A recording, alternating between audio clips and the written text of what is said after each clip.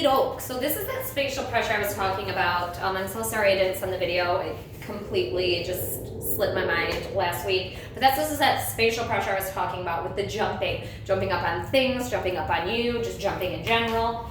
You're tired? We gotta work. We gotta work, mister. I like to teach it first with the door. It's easy because they want to go out the door. Good. So I don't know if you saw what I did there. I didn't use my hands. I took steps forward. Good. Good. And I'm rewarding as soon as he's on the ground. I'm reinforcing that that's where I want you.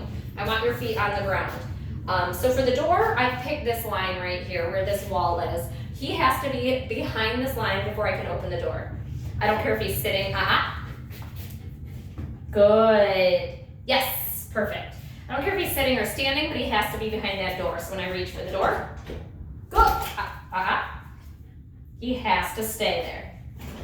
Good. Nice job. I do have a gate up there, so even when he does go out on the landing, there's nowhere he can go. And he's never allowed past that line. Good. Very good. Very good. Okay, good job. He has to be invited out. So he has to wait there until I tell him it's okay. And his why that is, it's a safety concern. You don't know what's on the other side of the door. You don't know him rushing out the door, getting hit by a car, getting bit by another dog. There's a snake out there getting bit by a snake. You just don't know. So it's a safety concern. I check to make sure everything's safe. Then I tell you you can go. It's also an impulse control exercise so that he's not reacting on just, oh, I want this. I want to go do this. He has to control himself and wait till we tell him it's okay. So we're going to try that again. Okay. Come on, son. Good job. Good choice. Come on. Come on. Come on, come on, come on, come on. Good job. I put it on the ground. Right here. Go get it. Good. Very good. So the same exercise. I picked my spot. I'm going to walk him to it with spatial pressure. Good. Spatial pressure. Good job. While I talk. That's the most respectful answer to spatial pressure is giving you a sit. Because you're asking for space and they're saying, I'm not going to go in your space. See him sitting down nicely. So he broke. The door gets shut and I walk him back to his spot. Good job. And let him know he's doing a good job, but he doesn't get a treat until he stays the whole time. Good boy. Yes. Nice job. So he gets 2 treats here. The reward of being able to go outside, check things out, and also a treat reward. Good job. That's a really good works. That's a really good works, Misters. That's really awesome. Okay, ready? Ready, son? Good choice. Nice job. Another thing I'm going to work on with Zen today is recalls outside. So there's going to be a ton of distractions and he's going to have to choose to come back to me. That's going to be difficult. Also, I see that you got him a collar. I love it.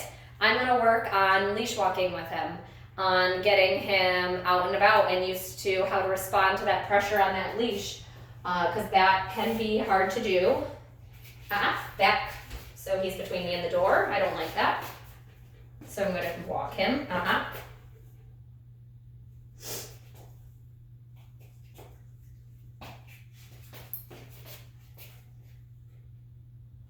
Here we are testing boundaries, which is fine.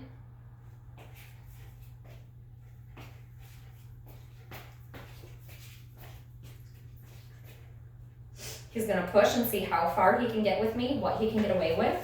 And with me, unfortunately, that's absolutely nothing. Yeah, I'm probably the most stubborn person you'll ever meet in your whole life.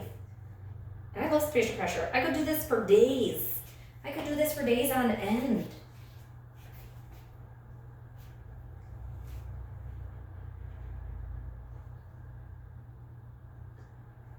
So I'm waiting for that SIT. I don't want to tell him. I want him to give it to me. Because I know he has it in him. I think we saw it those first couple times. So I'm going to wait. Again, I'm in no rush.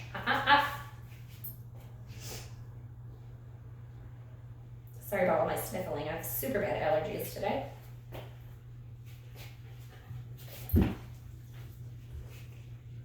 So here, he's trying to test boundaries. Trying to make things negotiable with me, and my boundaries are non-negotiable. Good choice. When I set a boundary, that is what it is. There's no negotiating it with me.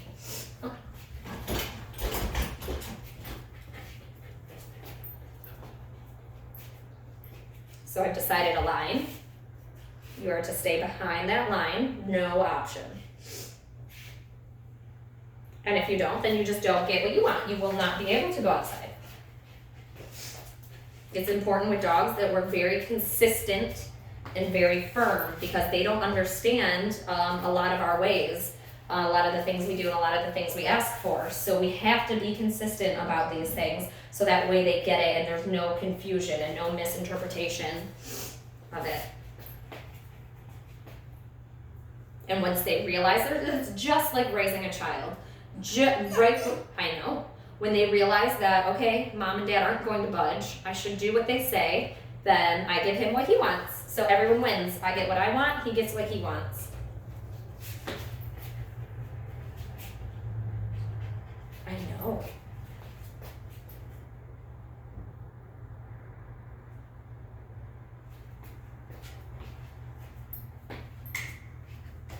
So here we have avoidance behavior. He is not a fan. He doesn't like that I keep doing this and that I'm saying. So he's avoiding the exercise, which is fine.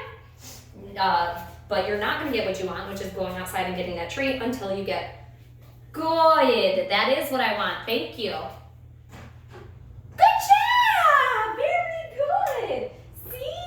See? So I'm never mean to dogs. I'm fair. And I'm just, I guess, is a, I don't even know if that's the best word, but I'm fair with my corrections. I'm not mean. I'm not saying, no, stop it. But also, I'm firm. I'm not going to negotiate the terms of what I'm asking for with you. You're going to do how I want it, or you're not going to get what you want. That's the only punishment I use, is you just don't get what you want, which is the treat and the going outside. To get that, you have to do what I want.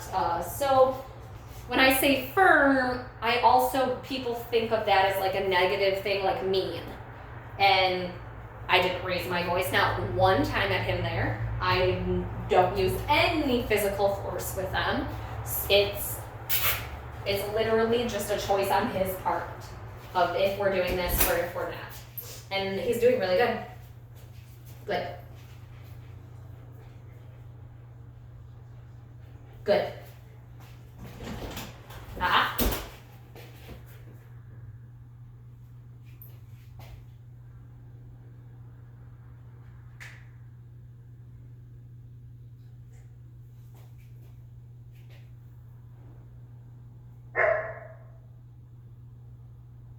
You're here, Judy.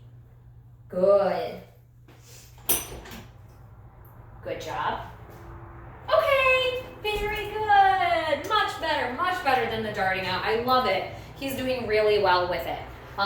So the same so what this is saying to dogs, this is spatial pressure is dogs' language. It's what they use to communicate with each other, what do people call that? A personal bubble. So say a stranger were to come up to you in a store and get 3 inches away from your face. You would push them away. That's how how humans teach each other in school. When kids get too close, we push them away. We learn that as kids. We learn that with our siblings. We learn it young. With dogs, we have to use their way. If we push them, that indicates play to them. That is, they're like, ooh, we're playing now. Anytime we use our hands to physically touch them, that's play with them. Even if we're yelling, even if we're saying, no, down, this, whatever, all they see is our body language. So that to them is play. So say I want to see if I can get him to jump without. I never want to ask for bad behavior, then tell him to get down because that's very confusing. So if I can get him to do it without me asking, who's it? Who's it? Puppy. Oh my goodness, puppy. Ooh. Yes. Oh yes. So there I used that spatial pressure. As you saw, did not use my hands at all. I gave him the no reward marker, and I just took steps forward and he got down. Love it. I'm saying, I didn't invite you into my space. I didn't say, Zen, come here. Now, if I do this, I'm inviting you into my space. That's different. But if I don't invite you into my space, even if I'm running and playing, I didn't say you can get that close to me. So that's what we're saying when he jumps up. I want to try to get him to try to jump on furniture to show you. So say, I'll do an example. So we have a chair here. Oh, well, good. Look at that. Shoot. I hope you don't miss it. Here, this is spatial pressure. I'm using my leg. Good. Nice job. Again, not using my hands. The hands send the wrong signal. It sends the signal that we're playing. So we want to use, where are you? Where are you, silly boy? Oh my goodness. Okay, let me try to, I'm gonna try to do that again. But I gotta get the phone somewhere where you can see. Okay, we'll try this. Okay, there's the chair. Okay, let's see. Pretend I'm doing something up here. So I didn't invite him up. Good. I used my leg. It'd be one thing if I told him, like, if I patted or said ZENCOMEUP, that would be different. I didn't. He made the decision on his own, and are you tired? You can't be tired yet. We got things to do, mister. We got things to do. Come here. Yes, good boy. Good job. Okay, so I'm gonna walk over to the chair again, acting like I'm doing something that he would be interested in. Good choice. You didn't see it, but he decided not to jump up, which is even better than catching bad behavior and correcting it. Good job. Oh, I'm doing something up here. I have things. Good choice. Really good boy. You get a treat for that. I liked that a lot. So what I'm going to do is I'm going to take an object now and put it on this table, something he might be interested in. Oh, look at Zen. I have things. Ow. Oh, we have a cat in a cage over there. Zen's like, what is that? What is that thing? It's called a kitty. Oh, look at it. I got a something here. So I'm going to set it here. Here we go. No reward marker. Spatial. Yes! And I reward when we're on the ground. Good job. Good boy. Because I want to reinforce that that's where I want you. So here again. Oh, I have something cool. He's like, I'm not interested anymore. Let me grab something else. Ooh, you actually were trying to drink it earlier. So here's my tea.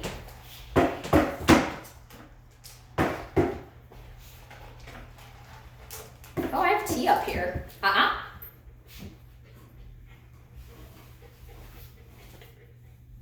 Good choice. Good boy. Again, if I were to use my hands, I don't even want to do it to even show it because it's that confusing to dogs, but then it just turns into a game and you're going to start seeing him run around and jump up even more crazy. Okay, so let's see if I can bribe him without asking him. Good choice. I love it better when they make the right choices to begin with. Good job. That was a good choice. Good. Good boy. That was a really good choice. Good choice. That's hard to choose to not jump up when you want to. Good boy. That's really hard. You're doing big boy stuff today. I like your big boy stuff. Shaky, shaky, shaky. Twist, twist, twist. Good boy. Oh, you didn't see him there. But he made that choice not to jump up. He wants to. I'm going to like lean back. Put it on the table. Pretend I'm touching things of cool stuff over here. Good choice. You get a treat. Good job. That's really hard work. That's very hard work. So that's spatial pressure. It can literally be used all over. Used anywhere where you're like, I don't want your body at. I didn't tell you could be here. This is my space. Which could be, again, jumping up on chairs, being by the door, jumping up on you. It's you telling them, super important. Number one thing, if you're going to take anything from it, do not use your hands. I am very animated. As you can see, I'm throwing my hands around as I'm talking. So you will probably watch this video and see that as I use spatial pressure, I will purposely put my hands in the air, or I'll cross my arms, or I'll put my hands behind my back. Something to where they visually see I'm not using my hands on purpose. I am purposely telling you with my body, it's hips down, that you're not allowed to be here. It kind of reminds me, I never played soccer, but I think it kind of is like soccer in the goal, not letting the ball by. The goal is my space, and if that ball goes in, we lose. Kind of similar scenario. I don't know. Maybe if you play soccer, I don't know. Thought that one might work, but yeah, he's doing really well with spatial pressure. It's their language, they understand it. For us, the only difficulty is that it's not our body language. It's weird for us to do, and it sometimes can be uncomfortable and take a while for us to really get used to it and get our bodies to do it flowing and nice, so that way that they understand it better. But he is responding 100% to it. So you just keep practicing and keep practicing. Another point I didn't bring up, but I wanted to, but at the door, I wasn't telling him to stay. I wasn't using a command, but my body was giving that command, because every time he broke, I spatial pressured him back to where I wanted him. And so without even knowing that command and knowing what that means, he is able to understand that my body has to stay here for me to get what I want. Spatial pressure is rough, because again, it's not human language. It's not how we communicate with other humans. So there are gonna be times where you're gonna be like, oh, do I use spatial pressure? Do I not? Am I doing it right? Definitely message me at any time to kind of be like, is this right? Send me videos, anything you need to do. I will walk you through it, because it ends so much of so many behaviors. Spatial pressure is amazing when done correctly and done consistently. So definitely send me those. He's doing amazing. I think I said it earlier, I don't know. But I'm gonna work on leash walking with him, as well as getting used to typical grooming, like getting our nails clipped and getting brushed. So we're gonna work on those two things. What? You saw the cat? Is it scary? We're gonna work on those two things. I'm gonna get as much on video as possible. Didn't bring my charger, so my phone's a little low. I'm gonna try to get... It's a kitty! We'll go check it out. I'll try to get as much as I can.